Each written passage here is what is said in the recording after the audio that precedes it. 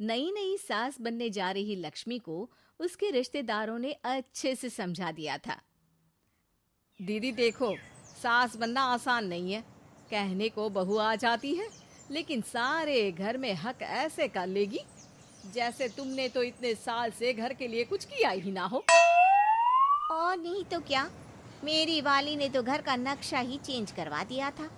कहती है खिड़की यहाँ नहीं वहाँ करो, दरवाजा इस दिशा से खोलो और न जाने क्या क्या।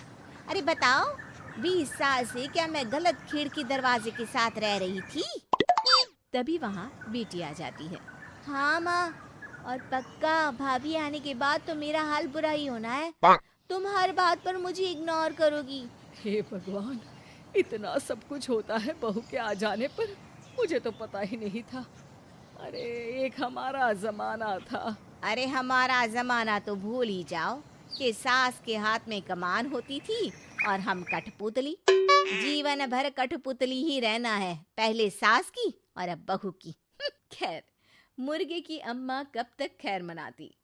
हो जाती है बेटी की शादी और घर आ जाती है प्यारी सी पल्लवी।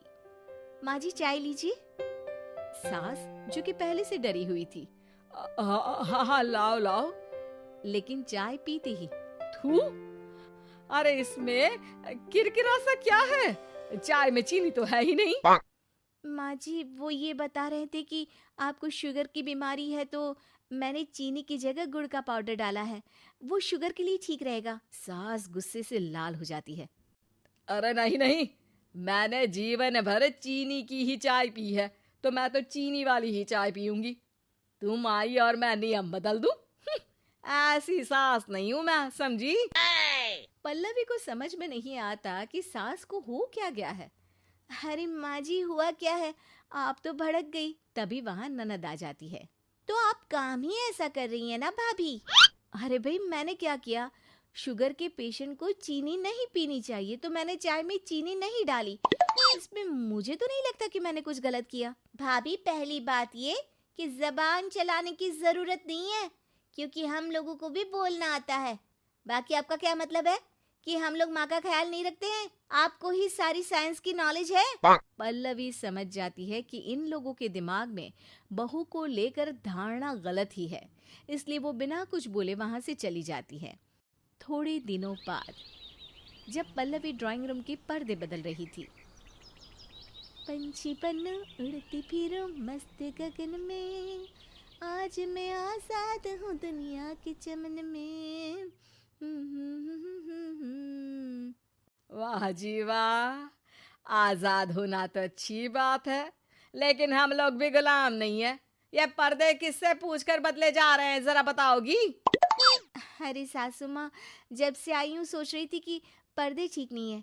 पता है पर्दे इतने हल्के हैं कि दिन में बाहर से पूरा घर दिखता है, लोग झांकते हुए रास्ते से निकलते हैं, ये मुझे अच्छा नहीं लगता है। अरे वाह जी वाह, 5 साल से तो ये पर्दा लगा है, तब तो लोगों ने झांका नहीं। आज तुम आई हो तो लोग घर में झांकने लग गए, क्यों? अरे भाभी, आपको ये तो नहीं लगता कि आप हीरोइन जैसी दिखती हो या इतनी सुंदर हो कि लोग आपको झांक झांक कर देखते रहें? मैं भी रहती हूँ इस घर में, लेकिन मजाल है। पल्लवी सर पर हाथ रख लेती है, पर्दे लगाकर पुराने पर्दों को हटा देती है और निकल जाती है। देखा माँ, इसे कहते हैं मनमर्जी। आपने मना किया, फिर भी भाभी ने पर्दे हटा ही दिए। ठीक है बेटा, शुक्र करना पर्दे ही हटाए हैं। अरे कहीं किसी दिन ये हमें ही ना हटा दे। ऐसे कैसे हटा देंगी, हम क्या पर्दे हैं?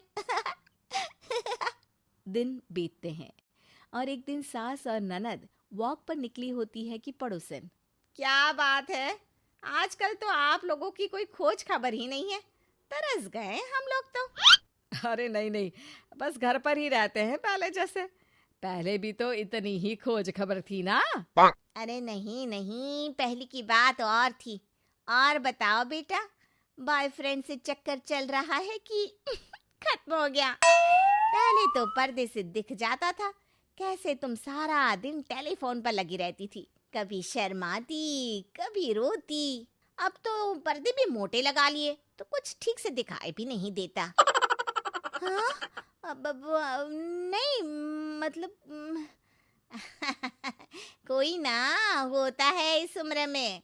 और बताओ बहन जी, बेचारी बहू से तो पहले रोज तानेबाजी होती थी आपकी, रोज देखती थी कैसे उस पर आप दोनों मिलकर बरसा करती थी। अब ठीक है ना वो? चल बेटा, ये औरत तो पागल हो गई है। अरे पागल नहीं, आदत हो गई थी। जब मन उबा तो आपकी खिड़की से झांक लिया करती थी। अब कुछ दिखाई नहीं देता तो।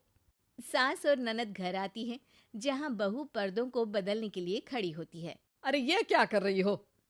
आपने ही कहा था ना पर्दे बदल देना। अब उस दिन तो उतारे थे, सोचा धो कर लगाऊंगी, आज सूख गए हैं तो लगा देती हूँ। तभी ननद चिल्लाती है, अरे नहीं नहीं भाभी, ठीक है ये पर्दे रहने दो। वो पर्दे कम, सीसीटीवी ज्यादा थे पड़ोसियों के लिए। समझ में आ गया अब आपको? हाँ हाँ, आ गया। अब जरा चाय तो बना कर ला दे। पल्लवी सास को चाय लाकर जैसे ही देती है, चाय पीकर सास झूमने लगती है और जमीन पर गिर जाती है। हाय रे भाभी, क्या मिलाकर पिला दिया माँ को, वो तो गिर ही गई।